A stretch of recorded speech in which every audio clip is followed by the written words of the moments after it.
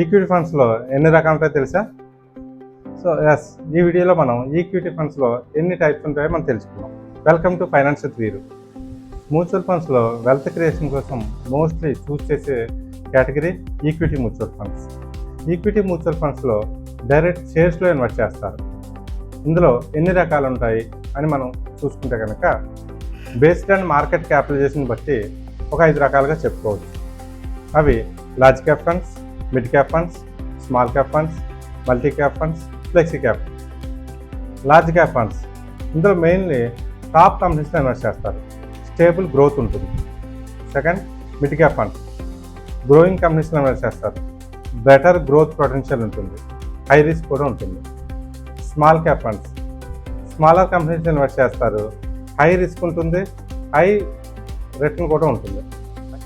Multi cap funds ఇందులో large cap, mid cap, small cap all మూడింట్లో కూడా fixed కాంపోనెంట్లో invest చేస్తారు. తర్వాత ఫ్లెక్సీ క్యాప్ ఫండ్స్ ఇవి ఆల్ మార్కెట్ క్యాప్స్లో ఇన్వెస్ట్ చేస్తారు.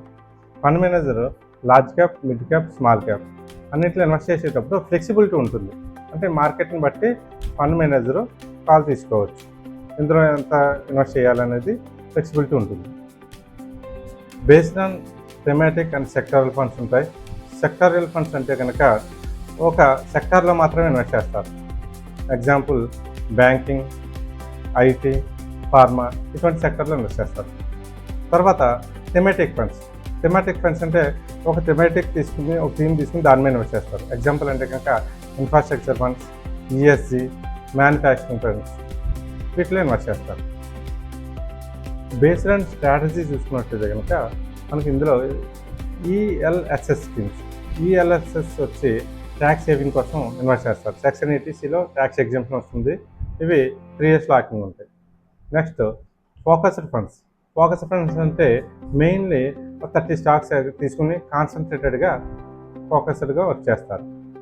తర్వాత వాల్యూ స్టాక్స్. వాల్యూ స్టాక్స్ అంటే ఏవైతే అండర్ వాల్యూలో ఉన్నాయో లాంగ్ టర్మ్ గెయిన్స్ వచ్చి వాటి మీద ఇన్వెస్ట్ చేస్తారు. నెక్స్ట్ డివిడెండ్ ఈల్డ్ ఫండ్స్ అంటే ఏ కంపెనీల్లో ఎక్కువ డివిడెండ్ అనౌన్స్ చేస్తుంటాయో లైక్ అటువంటి వాటిలో ఇన్వెస్ట్ చేస్తూ ఉంటారు. ఇవి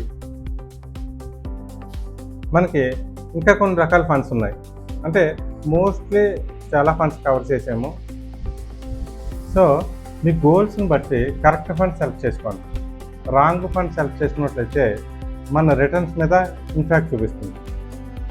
నెక్స్ట్ వీడియోలో డెట్ ఫండ్స్ ఎన్ని రకాలు తెలుసుకుందాం. ఫాలో అవ్వండి.